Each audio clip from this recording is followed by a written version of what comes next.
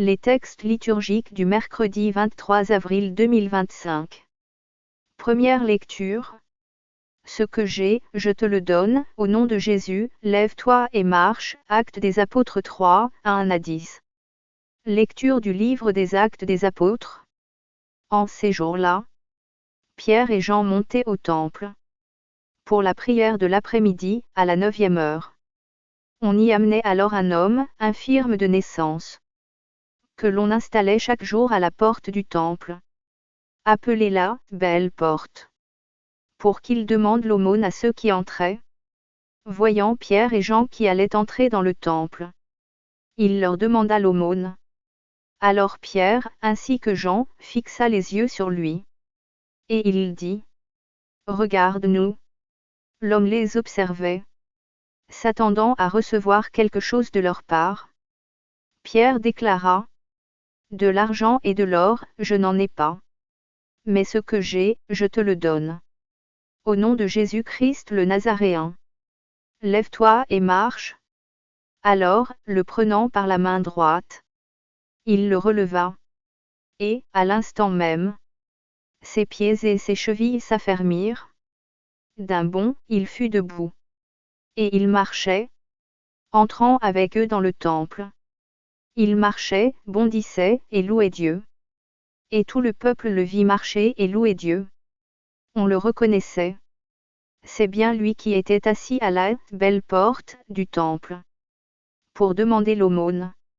Et les gens étaient frappés de stupeur et désorientés devant ce qui lui était arrivé. Parole du Seigneur. Psaume 104, 105, 1 à 2, 3 à 4, 6 à 7, 8 à 9. Rendez grâce au Seigneur, proclamez son nom. Annoncez parmi les peuples ses hauts faits. Chantez et jouez pour lui. Redites sans fin ses merveilles. Glorifiez-vous de son nom très saint. Joie pour les cœurs qui cherchent Dieu. Cherchez le Seigneur et sa puissance. Recherchez sans trêve sa face. Vous, la race d'Abraham son serviteur. Les fils de Jacob, qu'il a choisis. Le Seigneur, c'est lui notre Dieu. Ses jugements font loi pour l'univers. Il s'est toujours souvenu de son alliance. Parole édictée pour 1000 générations. Promesse faite à Abraham. Garantie par serment à Isaac. Évangile. Il se fit reconnaître par eux à la fraction du pain, Luc 24, 13 à 35. Évangile de Jésus-Christ selon saint Luc. Le même jour, c'est-à-dire le premier jour de la semaine, 2 disciples faisaient route vers un village appelé Emmaüs, à 2 heures de marche de Jérusalem. Et ils parlaient entre eux de tout ce qui s'était passé. Or, tandis qu'ils s'entretenaient et s'interrogeaient, Jésus lui-même s'approcha. Et il marchait avec eux. Mais leurs yeux étaient empêchés de le reconnaître. Jésus leur dit: De quoi discutez-vous en marchant? Alors, ils s'arrêtèrent, tout tristes. L'un des deux, nommé Cléophas, lui répondit: Tu es bien le seul étranger résidant à Jérusalem, qui ignore les événements de ces jours-ci.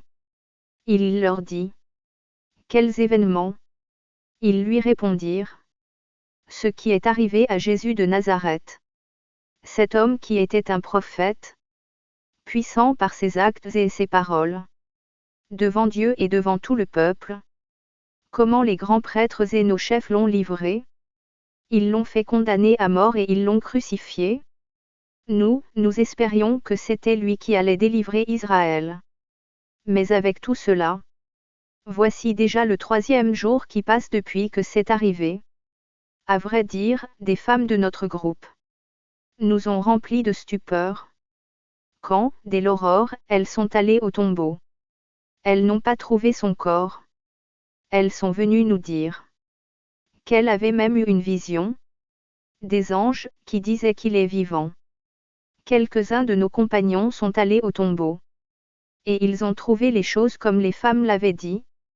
Mais lui, ils ne l'ont pas vu. Il leur dit alors: Esprit sans intelligence, comme votre cœur est lent à croire tout ce que les prophètes ont dit.